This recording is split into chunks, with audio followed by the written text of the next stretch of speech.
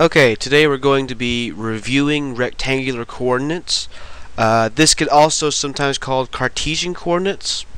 And coordinates are just a way of visualizing numbers a certain way. Like, for example, you've probably seen at some point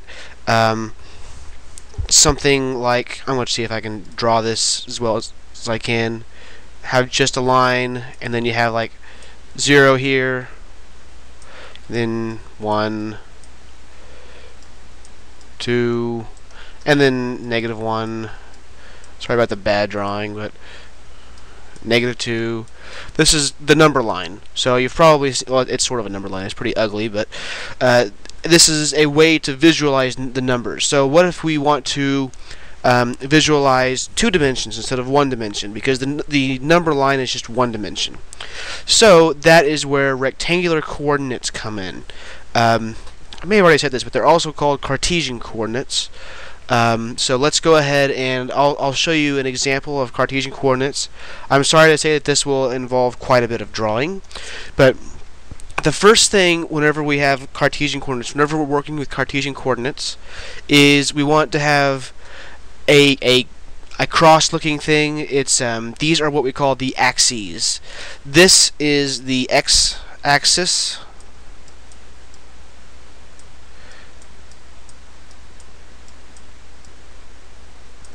And this is the y-axis.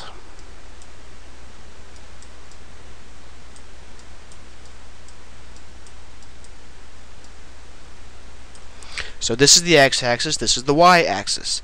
Now, the x-axis and y-axis are going to have what we call tick marks. I mean, you don't. It's not really important if you actually call these tick marks, but basically what this is saying is these are, say, the distance from this. This is called the origin. I know this is kind of strange, but after a while you'll get used to it and it'll start to make sense. Like, for example, let's say you wanted to represent, and these are the numbers corresponding with the tick marks. Let's say, for example, you wanted to represent 3, 2. So you have a pair of numbers 3, 2. What this does is this corresponds to this point right here. Let's see if I can make it a little bigger. This number corresponds to the x value 3, because you have on the x-axis it corresponds to the 3, and on the y-axis it corresponds to 2. So for the x-axis 3, for the y-axis 2. Let's do something down here, something that I can be seeing a little bit more easily. Let's say we have 7, -5 or something. So 7, -5. This is the point 7, -5. It's 7 because it corresponds to, let's see if I can do this right, corresponds to the point 7 on the x-axis. It's -5 because it corresponds to the point -5 on the y-axis. X always comes first, and y always comes second whenever you're describing a point in the Cartesian coordinate system. And also, x is always the horizontal line, and y is always the vertical line. Okay, so let's go over just a little bit more. One more example. This is just like, say we want to have the point -4, 5. So that means if we have -4, okay, to start here, this is called the origin, the point 0, 0. So that's something important to remember. This point here at the center is 0, 0. It's called the origin, and it goes to -4. What did I say before? 5. So -4, x equals -4 up to 5. So -4, 5. Because it corresponds to the -4 and it corresponds to the 5. The x equals -4 and the y equals 5. So -4,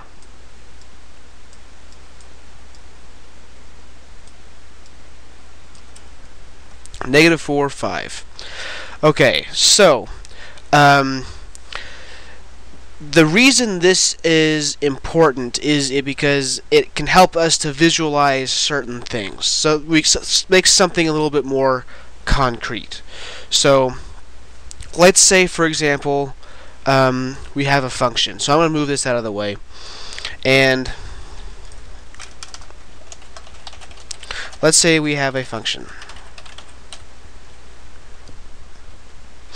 Okay, so for example, f of x equals x squared minus 1. And this can also be written as something that's a little bit more familiar. It can be written as y equals x squared minus 1. For most intents and purposes, these are pretty much the same thing. F of x equals x squared minus 1, or y equals x squared minus 1, especially when we're dealing with Cartesian coordinates. Let's bring this, let's see if I can maybe zoom out a little bit, and so it'll take up less room. Okay, so that's really tiny, but hopefully it won't. Right now we're not going to be messing with it. I just want to have it in view, so these mean basically the same thing, but see, now what we can do is we can relate for every value of x, you can relate a value of y. So let me write that down. For every value of x, there is a corresponding value of y. It's line break. Okay, so that means if x equals 0, if x equals 0, what's y going to be? Whoops, I didn't mean to scroll up.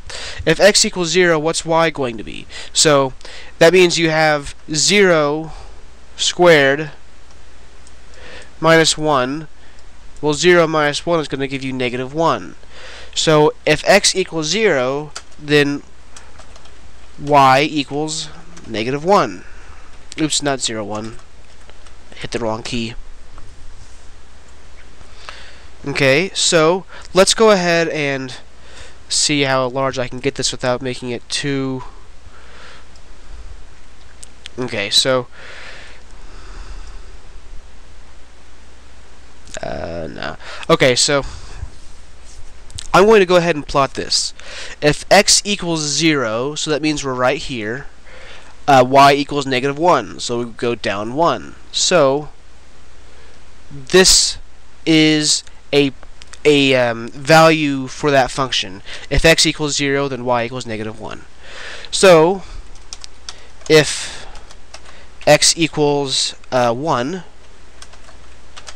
then y equals is going to equal 0. And I'm going to go ahead and write that out. So we have x squared minus 1. So 1 squared minus 1 equals 0. So 1 squared minus 1 equals 0. So which is why I get y equals 0.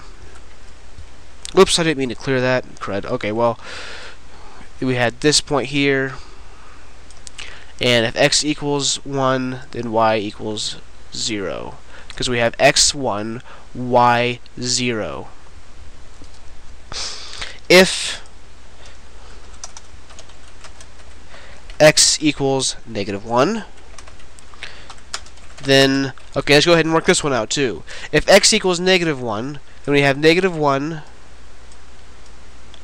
quantity squared minus 1. Well, that's going to give you 1 minus 1, which is going to give you 0. So if x equals negative 1, then y equals 1. I'm sorry, 0. 0. Not paying attention. Then y equals 0. So that means at this point here, we have negative 1, 0. So I'm going to go ahead and save the trouble of doing the individual calculations. What I will say is that if x equals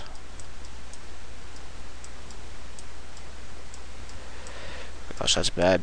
Okay, if x equals 2, then y equals 3, and you can check that if you want. And if x equals -2, then y equals 3. So if x equals 2, y equals 3. If x equals -2, then y equals 3. So what we can do essentially is connect the dots based on what the graph will look like. Okay, so we can kind of see more or less what the graph looks like. It's a little bit lopsided because I didn't draw it perfectly, but it's going to look more or less like this. That's what we call a parabola, and this upcoming section is going to be primarily based on parabolas. I could spend an entire series of videos going over the Cartesian coordinates, over the rectangular coordinates, but I want to make this as concise as possible. I'm also going to try to find maybe a video by Sal Khan, maybe if he explains something a little bit better, or at least in more detail. Just because I only want to do a brief review because we want to go on to the next section. So, graphing functions, like what we did here, this is graphing a function, can be pretty difficult unless you first have a general idea of what the graph will look like. Because I mean, think of it this way: you don't want to have to do point by point by point all these different plots to figure out what it's going to look like to connect the dots. I mean, what if you have something really funky looking? It's going to take a long time to do that. So what you need to do usually is recognize from the equation what it's generally going to look like. So like for this one, I can recognize right off, and by the end of next section you will too, that this is a parabola because you have an x squared term here. And you can learn to look for different features to recognize and draw the graph based off of those features, and that's what we're going to be doing in section 9.5. There are also a lot of computer tools that will draw graphs for you, including some handheld calculators. Now you don't really need them for this class, but because I mean, just because you don't, I mean, it's not going to hurt you or anything. But for this particular class, it's not really necessary. But for example, here's an example of a. Oops, need to clear all that stuff off. This is really a it's a graphing calculator program, but the and there's a lot of programs like this. This is just a computer-generated graph. So let's say, for example, you can zoom in on this. So this is a computer-generated graph. Obviously, it looked a whole lot better than the thing that I drew. But in section 9.5, we're going to be able to recognize features of parabolas and use those features to graph them. Okay, that concludes this review of rectangular coordinates. I will see you in the next video.